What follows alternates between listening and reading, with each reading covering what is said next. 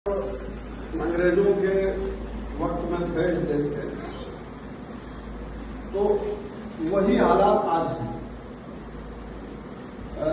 आजादी हमारी है, आजादी तब तक है जब तक हम अकेले हैं, सत्ता के खिलाफ, सरकार के ऊपर अपने हक और अधिकार की कोई बात जब नहीं करते हैं, तब तक जो हमारी आजादी है। और आप एक बार तो आवाज उठाइए, आप एक बार कहिए महंगाई बहुत है, आप एक बार कहिए अपराध बहुत हो रहा है, आप एक बार कहिए कि हम लोग परेशान हैं, शिक्षा, बेरोजगार, कोई आवाज उठाइए तो आपके ऊपर यह से सीधे लगा दी जाएगी। तो ऐसे में एक चीज और है, शहीद आजम हमारे भगत सिंह जी जो थे, इनका ये राजनीति में आज भी अछूत माने जाते हैं। शहीद का अभी तक ये 78 साल होने जा रहे हैं, शहीद का दर्जा अभी तक इनको नहीं दिया गया है। सरकारों ने ये मतलब रहा, कांग्रेस सरकार रही, भाजपा सरकार रही, ये कोई सरकार भगत सिंह को नहीं चाहती है कि लोग भगत सिंह को जाने और ऐसा कुछ हो। भगत सिंह समता, समाजवाद की बात करते थे। आर्थिक आजादी, सामाजिक आजादी लक्ष्य था उनका, और वो अक्सर एक बात कहते थे कि अंग्रेजों से आजादी हासिल हो जाएगी, उसके बाद भी ये तो बहुत हल्की लड़ाई है। अंग्रेजों के साथ जो हमारा युद्ध चल रहा, जंग चल रही है, ये बहुत हल्का है। आने वाला समय जो है, आजाद हो जाएंगे जब हम, तब हमारे अंदर बहुत बड़ी बड़ी लड़ाइयां हैं, उनके साथ लड़ना होगा। लेकिन संयोग रहा नहीं रहे वो आजाद हुआ देश, और उसके बाद उनके आदर्श थे, जो भी आइडियाज थे, विचार थे, उनकी आइडियोलॉजी थी, उस पर यह देश आगे नहीं बढ़ा। सत्ता जो थी ऐसे लोगों के हाथ में आ गई जो आर्थिक आजादी नहीं चाहते, सामाजिक जो आजादी, ऐसे कोई लेना देना नहीं था। ये जो ऊंच नीच, जाति भेदभाव, गरीब अमीर, ये जो कुछ है बना रहे, तभी राजनीति हो सकती है। और धीरे धीरे आज जो स्थिति आई है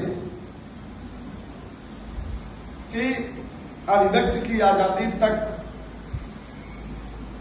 का कोई अधिकार हम लोगों को नहीं रह गया। जातियों के खांचे में, धर्म के खांचे में हम सबको बांध दिया गया और हम लोग उलझे हुए। सामाजिक आजादी का अर्थ होता है कि हमारी आजादी है कि हम क्या बात करेंगे, खाएंगे क्या, पहनेंगे क्या, ये आजादी कैसे रहेंगे, किससे बात करेंगे, एक मतलब दायरे में रह करके एक सामाजिक आजादी थी। आज हालात क्या है, सरकार बताएगी कि आप ये पहनेंगे, ये खाएंगे, ये तय करेंगे। रोजगार के हालात क्या हैं। शहीद आजम का लक्ष्य जो था, साम्यवाद की स्थापना करना, समाजवाद मतलब सबकी बराबरी, समाजवाद की स्थापना करना, और साम्यवाद आने तक। समाजवाद में ये रहता है यानी कुछ गुंजाइश बराबरी में बची रहती है, यानी कोई थोड़ा पैसे वाला हो सकता है, कोई थोड़ा गरीब हो सकता है, कोई उद्योगपति हो सकता है, हल्का फुल्का उसके पास 2 कारें हो सकती हैं, कोई है तो अपना खाना पीना, जीवन यापन, ये समाजवाद है। आजकल का समाजवाद नहीं, ये समाजवादी पार्टी जो इस समय समाजवाद की जो बात कर रहे हैं, ये समाजवाद तो खाली एक जाति पर आकर अटक जाता है। तो समाजवाद का मतलब है साम्यवाद की तरफ ले जाने का, मतलब सबकी आजादी, आर्थिक आजादी, सामाजिक आजादी। तो साम्यवाद की बात करते थे वो, और वैज्ञानिक समाजवाद की बात करते थे। जातीय समाजवाद की बात नहीं करते थे कि यादवजी हो गए तो मतलब समाजवादी हो गए, वो बैकवर्ड हो गया, पटेल हो गया, ये हमारे बैठे हुए समाजवादी हो गए, फलाने हो गए, ये हो गए। साइंटिफिक जो होता, वैज्ञानिक तरह से समाजवाद की बात करते थे वो, कि सच जो होता है। और एक चीज चाहते थे, सामाजिक आजादी का मतलब उनका ये था कि अंधभक्ति जो है, अंधविश्वास है, रूढ़िवादिता है, इससे आजादी मिले। लेकिन आज जो हालात हैं, आरएसएस हमारे देश में एक एनजीओ, मोदी साहब ने बताया, प्रधानमंत्री ने हमारे बताया कि आरएसएस एनजीओ है, विश्व का सबसे बड़ा एनजीओ है, और उसकी ही पार्टी भारतीय जनता पार्टी है। और ये हर चीज उद्योगपतियों के, ये इनका सीधा उद्देश्य है कि 10% आदमियों के हाथों में पूरे देश की सारी संपत्तियों को सौंप दिया जाए, और अधिकतम लोग, जितने बाकी लोग बचेंगे वो उनके मातहत गुलामी करेंगे, और ये कोई आजादी नहीं उनको। रोटी मिलेगी खाने के लिए, खाने को भी उतनी ही मिलेगी जितने में आप जिंदा रहे। अभी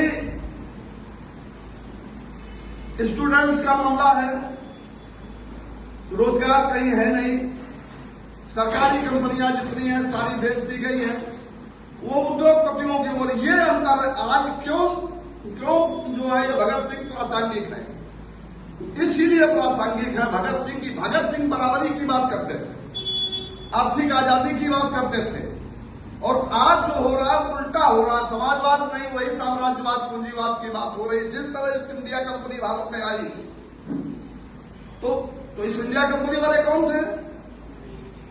वो लोग व्यापार करने आए थे, व्यापारी थे। तो आज भी ये सब कुछ, ये अंबानी, अडानी जैसे लोग हैं, ये सब कुछ बेच दिया जा रहा है। आपको, हमको जानकारी नहीं है क्या क्या इस देश में बिक गया है।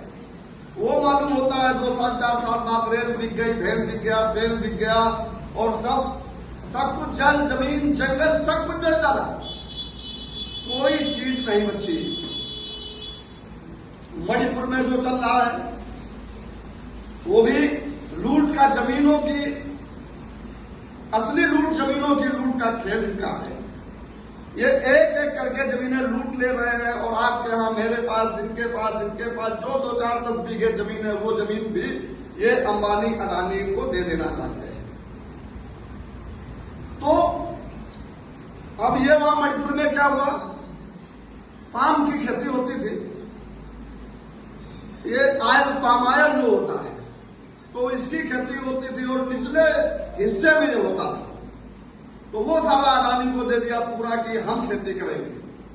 तो वो सारी जमीनें बेच दी। जो मतलब 2 साल से 3 साल से वहां पर झगड़ा चल रहा, लड़ाई चल रही है, ये इसी की लड़ाई है। अब आम आदमी वहां कह रहा जमीन नहीं देंगे, तो वो संघर्ष में जब इनके साथ गया, पुलिस लगा दी गई, पुलिस के साथ भी आदमी संघर्ष में गया, तब इन्होंने क्या किया कि आपस में ही लड़ा दिया। इनके पास सबसे बड़ा हथियार है जाति और धर्म, और ये ऐसी चीज है जब तक बनी रहेगी तब तक इस देश का कुछ नहीं हो सकता है। जातियों से बाहर निकलना होगा, धर्म से बाहर निकलना होगा। ये हमारे शहीद आजम जो थे सिख संप्रदाय से आते थे, और एक दिन बात आ गई धर्म की, तो बाल कटवा दिए। ये बालों से पहचान रहे हो ना, हम सिख है, धर्म का कोई मतलब नहीं, हम भी इंसान है, तुम भी इंसान हो। तो ये बड़ी गुजर रहा है पूरा, हजारों लोग मार दिए गए, आपस में जनता लड़ रही है, और साजिश कहां से हो रही है? साजिश दिल्ली में बैठे हुए लोग कर रहे हैं, हमारे हुक्मरान कर रहे हैं, हमारे प्रधानमंत्री और गृह मंत्री कर रहे हैं। और आरएसएस के सबसे बड़ी साजिश जहां रची जाती है वो आरएसएस के लोग हैं, नागपुर में बैठे हुए। ये सारी तैयारी वहां होती है और एक से एक विशेषज्ञ लोग बैठे हुए देश को कब कैसे कौन सी वोट कहां बिछानी है ये आरएसएस के लोग नागपुर में बैठ करके तय करते हैं और 1 मिनट नहीं लगता। इतना बड़ा संगठन खड़ा करके रखा हुआ उन्होंने। ये 30 साल 35 साल में इतना बड़ा संगठन बनाया है उन्होंने कि 1 मिनट के अंदर पूरे देश के कोने कोने में उनकी बात पहुंच जाती है। हमारे पास साधन नहीं है, आम आदमी कुछ नहीं बोल रहा, आम आदमी को बिल्कुल मार दिया गया। हमारा विवेक जो है, हमारा सोच है, मस्तिष्क है, उसको खत्म कर दिया गया है। हम सब कुछ देखते हुए जानते हुए बोल नहीं रहे। ऐसा सन्नाटा है देश में, कहीं कोई आंदोलन नहीं तो इस देश में प्याज टमाटर के लिए सरकारें गिर गई। ये सत्ता में जब आए, भारतीय जनता पार्टी वाले सत्ता में आए, झूठा भ्रष्टाचार का नारा दिया, झूठा भ्रष्टाचार का नारा दिया, कोई आरोप साबित नहीं हुआ। इनकी ही सरकारों में कोई आरोप साबित नहीं हुआ कांग्रेस पर, यानी मंत्रियों पर जितने गोल गए तो फलाना ये जो कुछ लगाया इन्होंने, कोई आरोप साबित नहीं हुआ। परंतु ये देखिए, इस देश के आदमी के अंदर इतनी चेतना थी कि जब भ्रष्टाचार की बात हुई तब तो पूरा देश एकजुट खड़ा हो गया, नहीं कांग्रेस भ्रष्टाचारी है, कांग्रेस चोर है, इनको लाओ आगे। फिर आज क्या बात है, आज क्या बात है कि सब कुछ होते हुए, यानी इतना दर्द है, इतना दर्द है, इतना मवाद भरा हुआ है समाज में, आदमी के अंदर जहां दबा दो वहीं मवाद निकलने लगेगा। इतनी पीड़ा है लोगों के अंदर, फिर भी कोई बोलना नहीं चाहता। डरा के रखा हुआ। योगी जी कहते हैं बुलडोजर चलवा देंगे, जो बोलता है वहां पोस्टर लगवा देते हैं इसका कि इसको ये आतंकवादी है। वही हाल सरदार भगत सिंह का था कि हमारे शहीद आजम भगत सिंह को भी ये आतंकवादी, आज भी ये आतंकवादी, क्रांतिकारी आतंकवादी कहते हैं। जो दस्तावेज हैं इनके, वो चूंकि वो जो बात करते थे, जातियों की बात, धर्म की बात, अमीरों की बात, उद्योगपतियों की बात, कोई बात नहीं करते। वो एक ऐसे राज्य की स्थापना करना चाहते थे, मेहनतकश मजदूर किसानों का राज जहां पे हो, राज उद्योगपतियों का नहीं, मेहनतकश मजदूर किसान का राज हो। उस तरह के राज्य की स्थापना की बात हमारे भगत सिंह करते थे।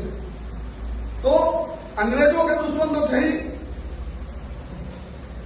अब ये जो सत्ता में बैठे हुए हैं, ये वो लोग वहां से आए थे, ब्रिटेन से आए थे, गोरे अंग्रेज थे। ये अब जो लोग सत्ता में बैठे हुए हैं, राजनीति में है, ये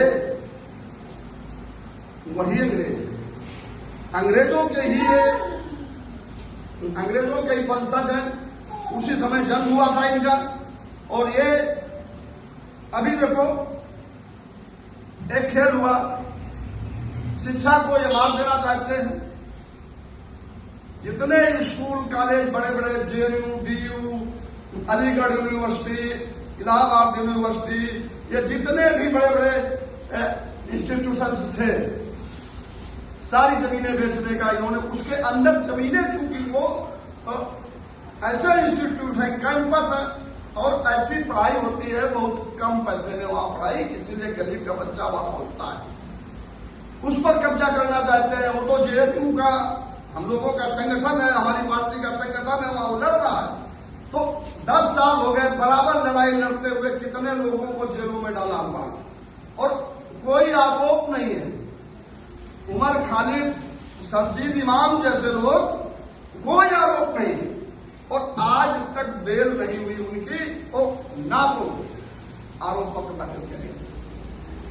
तो वो एक एसएसपी राजस्थान में था, आईपीएस अधिकारी,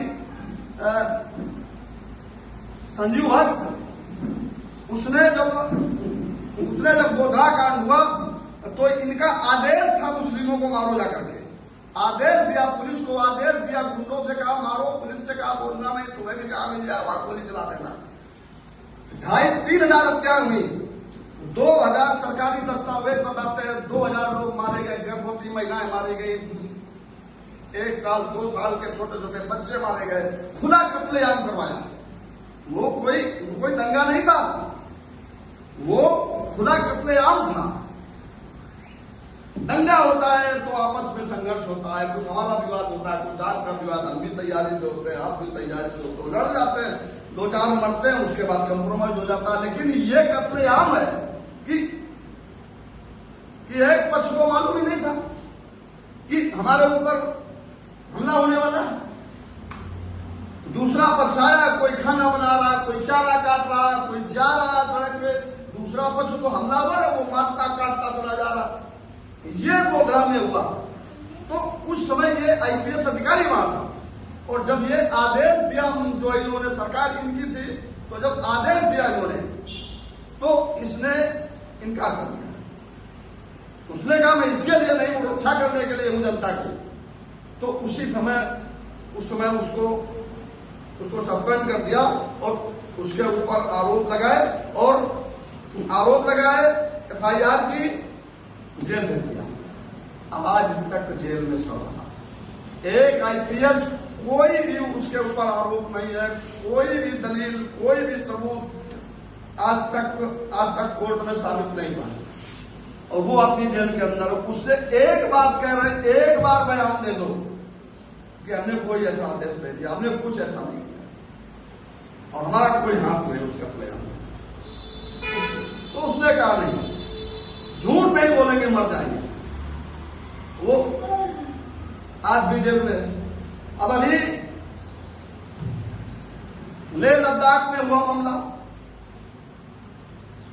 सोनम वांगचुक की बात कर रहे थे भी हम, वही सोनम वांगचुक है जो बहुत बड़े वैज्ञानिक हैं, पर्यावरणविद हैं, सामाजिक कार्यकर्ता हैं, गांधीवादी नेता है। वो नेता नहीं है, राजनीति नहीं करते, इस तरह की ये राजनीति नहीं करते, सत्ता की राजनीति नहीं करते, लेकिन राजनेता है वो।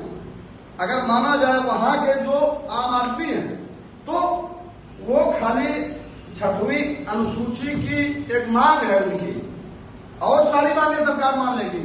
6वीं अनुसूची में हमारे राज्य का नाम दर्ज किया जाए, इसके लिए 14 तारीख को जैसे ही उन्होंने एक बयान दिया कि हड़ताल का 14वां दिन था, उस दिन उन्होंने बयान दिया कि ये जो कुछ हो रहा है, सरकार ने हमको भी आश्वासन दिया था 6वीं अनुसूची में आपका राज्य काम दर्ज कर देंगे, और सरकार ने उद्योगपतियों को पहले वादा किया था कि हम यहाँ का पर्यावरण, यहाँ की जमीन तुम्हें दे देंगे।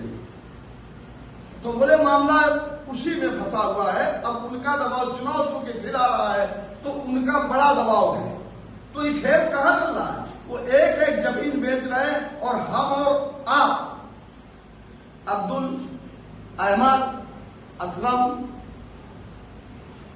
ये नहीं मालूम है कि जब अब्दुल मारा जाता है तो अगले दिन 2 राम श्याम भी मार दिए जाते हैं। ये नहीं मालूम है कि जब अब्दुल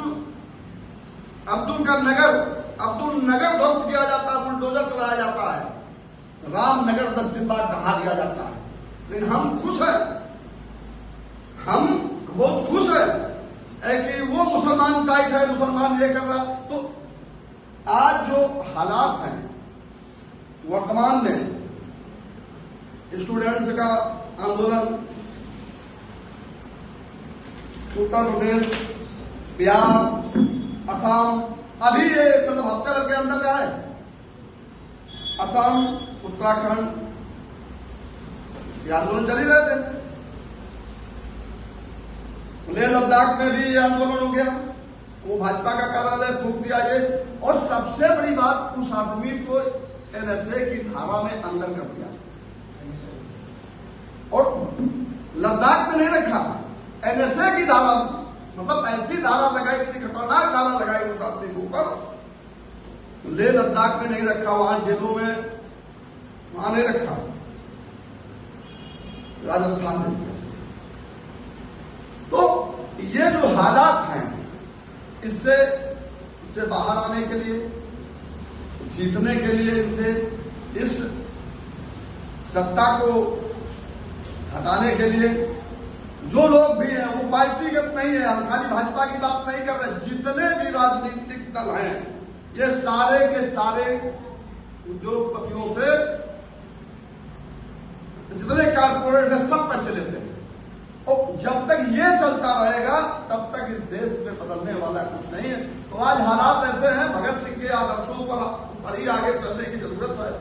तभी ये देश का कुछ मतलब भला हो सकता है, अन्यथा कुछ होना नहीं। बातें बहुत हैं, दर्द बहुत है, लेकिन अब इतनी बातों के साथ आप लोगों को तो ये भगत सिंह जो चाहते थे, सामाजिक आजादी, आर्थिक आजादी और सामवाद की, उनका एक स्टेटमेंट है, आखिरी का बयान है उनका। उन्होंने यही कहा था कि ये युद्ध तब तक चलता रहना चाहिए जब तक सामवाद की स्थापना न हो। इसी के साथ सभी साथियों को